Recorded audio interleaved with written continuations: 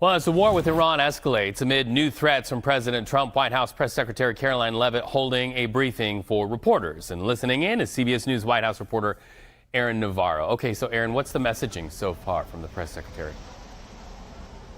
White House Press Secretary Karoline Leavitt was pretty adamant that what the U.S. is hearing, at least indirectly, from Iran during these claimed negotiations is much different than what they're saying publicly, where they have said that they either reject the points that the U.S. has proposed or deny that these talks are happening in the first place. And at one point, though, she was asked by a reporter how, even if there is some sort of agreement reached, how they can trust that they are talking to the right authorities in Iran that will be accountable, that will follow through on whatever an agreement looks like. Take a listen to her answer here.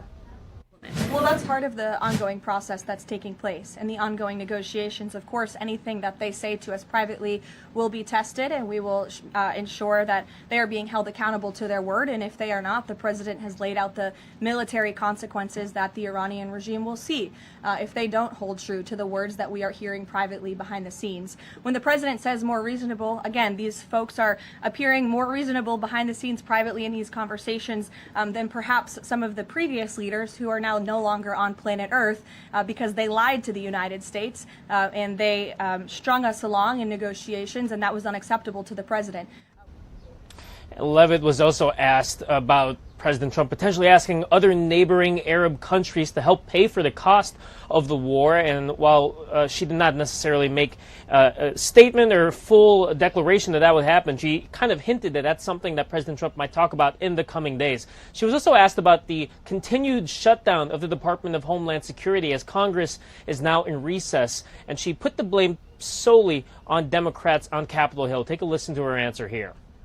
Keep signing presidential memorandums and proclamations every time Congress fails to do its job, and every time Democrats are holding our entire country hostage, picking and choosing which programs and agencies they want to fund just because they don't like this administration's policies. That's not how it's supposed to work. They voted 7 times against funding DHS over partisan and political reasons. And so, again, now, while President Trump has signed an executive order to pay TSA agents in the meantime during this shutdown, Karoline told reporters, quote, "Nothing will be truly normal again with TSA until Democrats do the right thing to fund DHS fully." Reed? All right. Aaron Navarro live at the White House for us, listening into that press briefing. Thank you so much.